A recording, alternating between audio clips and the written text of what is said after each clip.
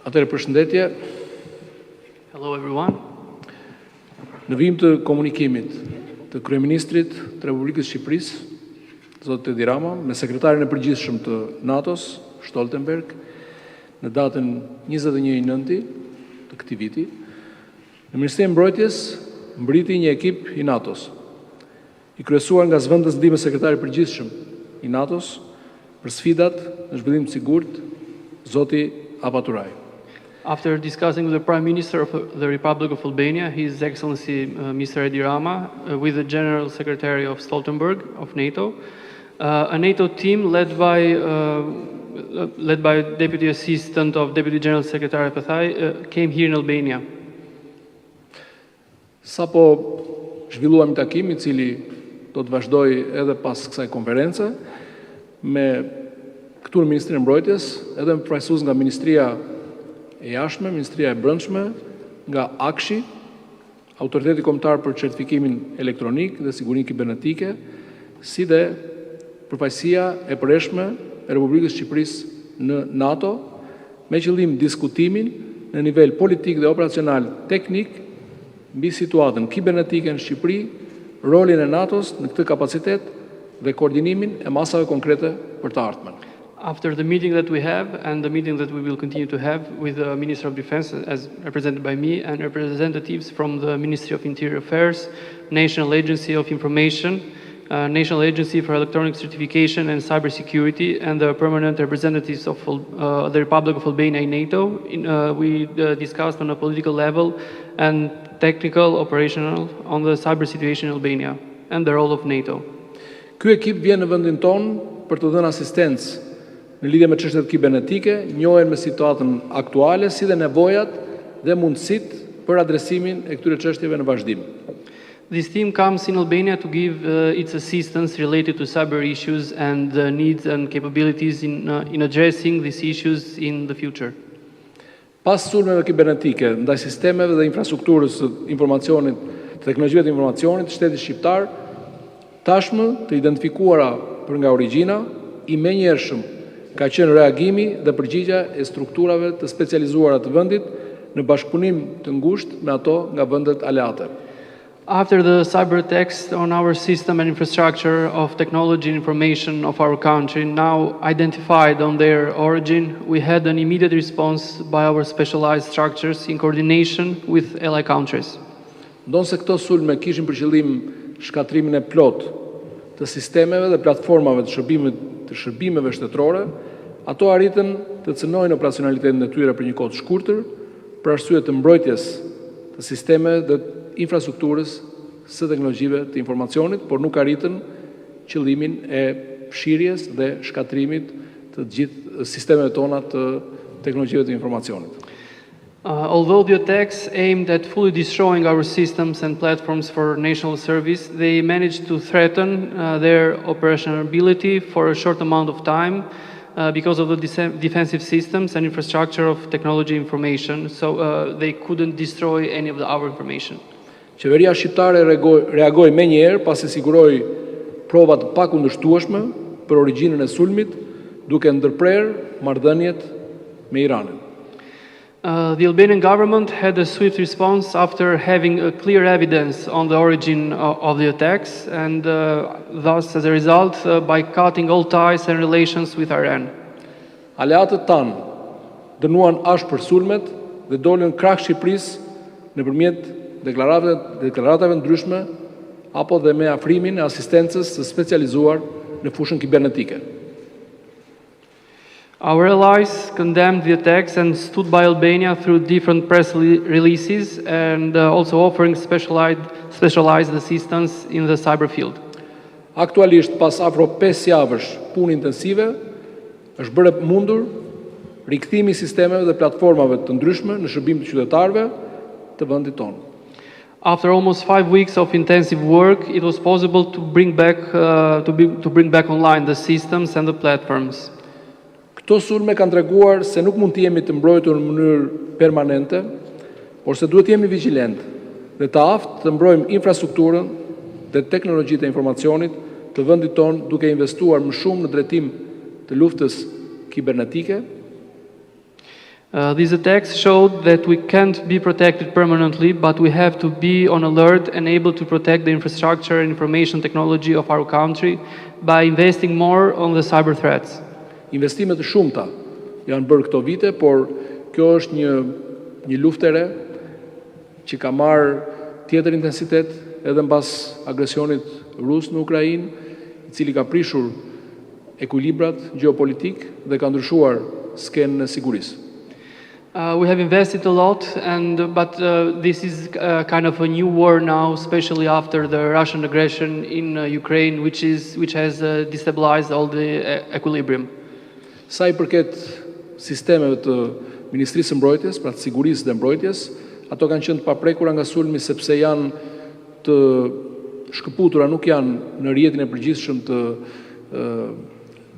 komunikimit dhe teknologjive të informacionit, por pavarësisht kësaj, ne kemi rritur gatishmërinë dhe nivelin e vëmendjes dhe sigurisë për gjitha sistemet tona në fushën e sigurisë dhe mbrojtjes.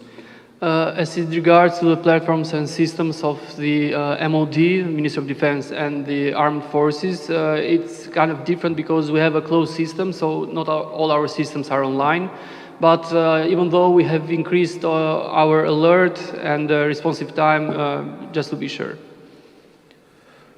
Dua të falenderoj Aleancën para publikut shqiptar për deklaratën e bërë në mbështetje të vendit tonë, si dhe asistencën e ofruar për forcimin dhe mbrojtjen e kapaciteteve të mbrojtjes kibernetike për të penguar sulmet kibernetike në të ardhmen. I want to thank the Alliance and the team that came here in order to help us and protect us from the cyber attacks that have happened and that might happen in the future. Vizita e ekipit sotëm është një dëshmi e solidaritetit, e mbështetjes, e reagimit menjëhershëm të Aleancës ku ne bëjmë pjesë, NATO. Today's visit is a clear evidence of our cooperation, of our will to continue to work together and to stay together in the future with the alliance of NATO. Duke qenë një prej aleatëve të NATO-s, na bën të jemi të sigurt, por natyrisht, siç e thash, duhet vëmendje, duhet më shumë vigjilencë nga të gjitha institucionet, nga të gjithë publiku, patjetër.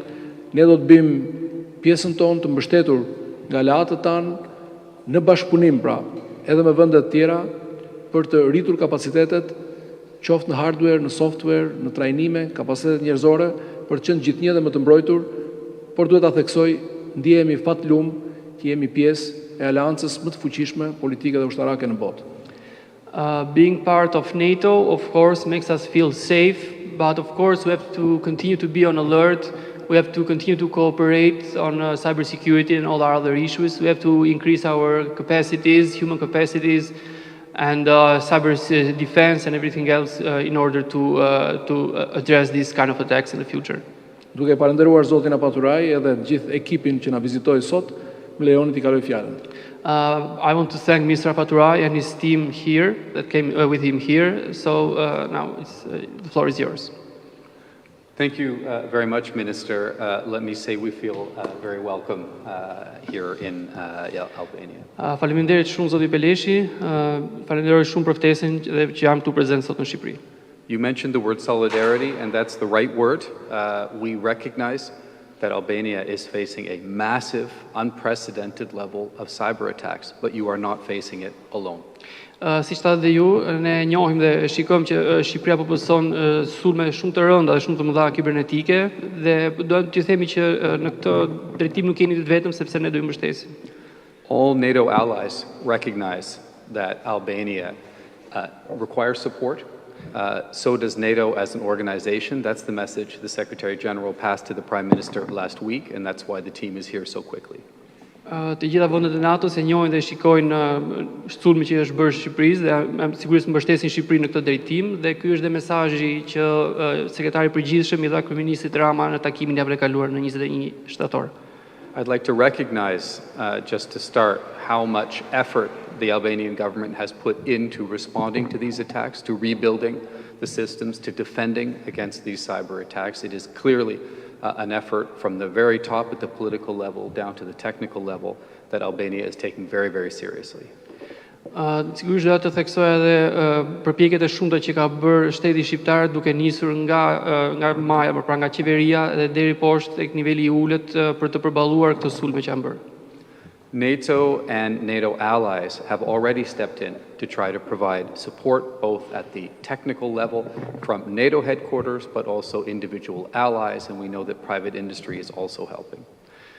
Sigurisht ndihma ka ardhur nga NATO, ka ardhur në nivel teknik nga vendet ndryshe të NATO-s, por edhe në nivel individual nga kompanitë dhe strukturat e ndryshme.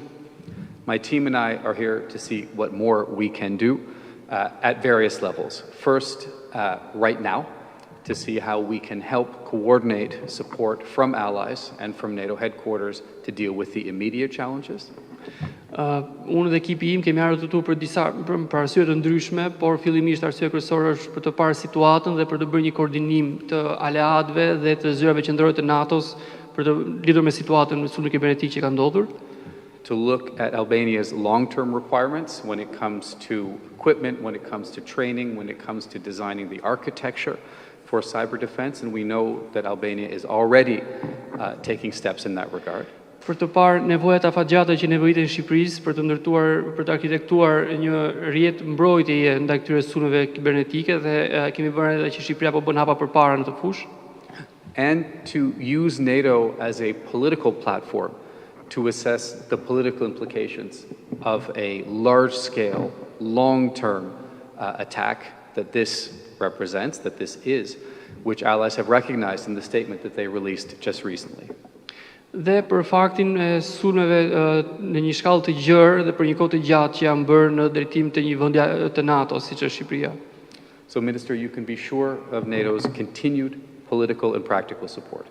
Pra, zoti ministër, mund të jeni sigurt për mbrojtjen praktike të aleancës. Thank you very much. Faleminderit shumë.